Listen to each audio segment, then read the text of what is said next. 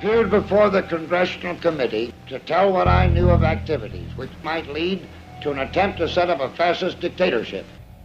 The potential for the disastrous rise of misplaced power exists and will persist. The very word secrecy is repugnant in a free and open society, and we are, as a people, inherently and historically opposed to secret societies, to secret oaths, and to secret proceedings. President Bush signed a formal agreement that will end the United States as we know it, and he took the step without approval from either the U.S. Congress or the people of the United States. The secret organizations of the world power elite are no longer secret. It's known as the Bilderberg Group. Could their objective be world domination? I'm Jim Tucker. I've chased Bilderberg for 30 years. I'll never give up the chase. Bilderberg plan for the whole world is nothing less than world government. I'm not comfortable with that at all. Who elected these guys to run the planet? They are the elitists. They feel they should run the world for their own selfish interests. Now we can see a new world coming into view. A world in which there is the very real prospect of a new world order. Bilderberg is making great progress toward a world government, and only an educated, informed public can stop them in their tracks. David Rockefeller admits in his own memoirs that he wants to destroy the United States. Right. He's a traitor. It's good to be back at the Council on Foreign Relations. As Pete mentioned, I've been a member for a long time and was actually a director for some period of time. I never mentioned that when I was campaigning for re-election back home in Wyoming. Let us never tolerate outrageous conspiracy theories.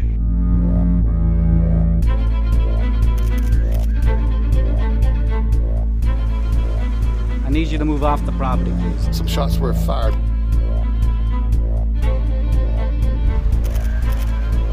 There's Bilderbergers right there. The Trans-Texas Corridor is a vital part because we stop it here in Texas. We stop the new world order right here in Texas.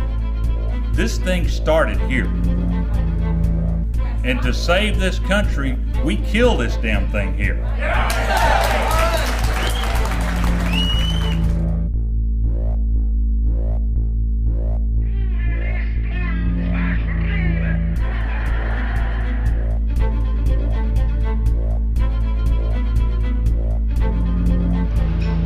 A chance for the President of the United States to carry out a phrase his father used, and that is a new world order.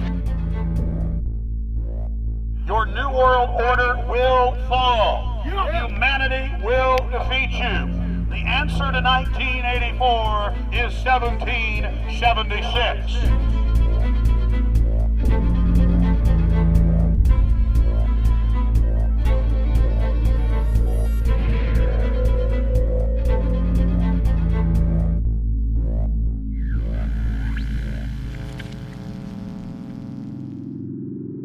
In the near future, Earth is dominated by a powerful world government. Once free nations are slaves to the will of a tiny elite. The dawn of a new dark age is upon mankind. Countries are a thing of the past.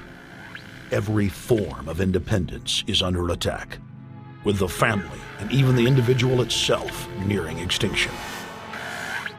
Close to 80% of the Earth's population has been eliminated. The remnants of a once free humanity are forced to live within highly controlled, compact, prison-like cities. Travel is highly restricted. Superhighways connect the megacities and keep the population from entering into unauthorized zones. No human activity is private. AI supercomputers chronicle and categorize every action. A prison planet dominated by a ruthless gang of control freaks whose power can never be challenged. This is the vision of the global elite, their goal. A program of total dehumanization where the science of tyranny is law. A worldwide control grid designed to ensure the overlord's monopoly of power forever. Our species will be condemned to this nightmare future unless the masses are awakened to the New World Order master plan and mobilized to defeat it.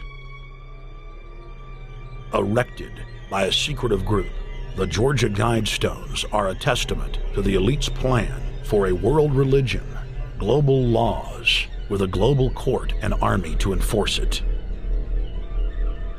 And set in stone, it is written that the population never rise above 500 million.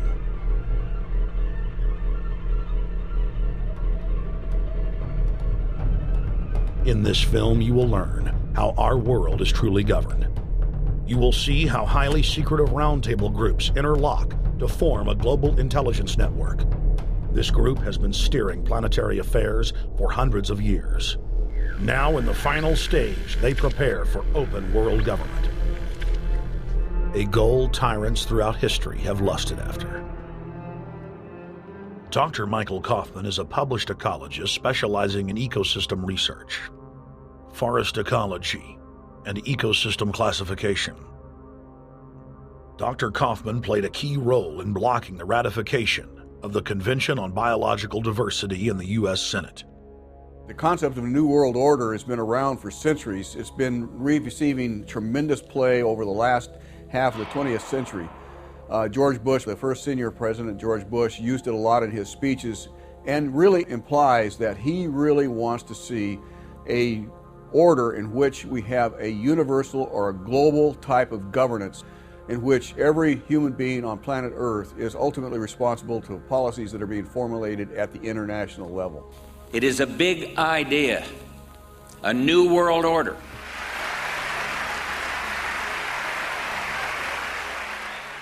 President Bush said that the New World Order was in tune, and that's what they were working for. The UN is part of that government. They're working right now very significantly for a North American Union. That's why there's a lot of people in Washington that don't care too much about our borders. They have a philosophical belief that national sovereignty is not important. It's also the reason I have made very strong suggestion that we need not be in the United Nations for our national security. It's really always the same. You go back throughout all of history, the Roman Empire, the Soviet Union, Hitler during the Nazism was always saying that it's going to create the utopia for the average person, when in fact, history always shows that it does exactly the opposite. Conquest and empire is as old as civilization. Babylon, Egypt, and Greece. They all built empires in an attempt to rule the world. The Roman system at its peak dominated the known world. Complex governmental systems were developed to control diverse populations. During the period between the 15th and 19th century, new empires emerged and again waged war for supremacy. The nobility, as well as the thriving merchant class, were financed by a handful of private banks. Many of the great money houses would hedge their bets and finance both sides of a war. Sophisticated intelligence-gathering networks gave the financiers a clear edge over the governments they were slowly gaining control of. On the 18th of June, 1815, agents of the British arm of the Rothschild family looked on as Emperor Napoleon Bonaparte fought desperately to save his army from the jaws of a British-Prussian pincer attack. A Rothschild agent was able to get the news of Napoleon's defeat at the hands of Lord Wellington to Nathan Rothschild, a full 20 hours before the news reached London. Nathan, the head of the British arm of the Rothschild family, put out the rumor to the London Stock Exchange that Napoleon had won the war. Stocks plunged by 98%, and Rothschild was then able to buy up the entire British economy for pennies on the pound. When the news of Napoleon's defeat finally arrived, stocks soared,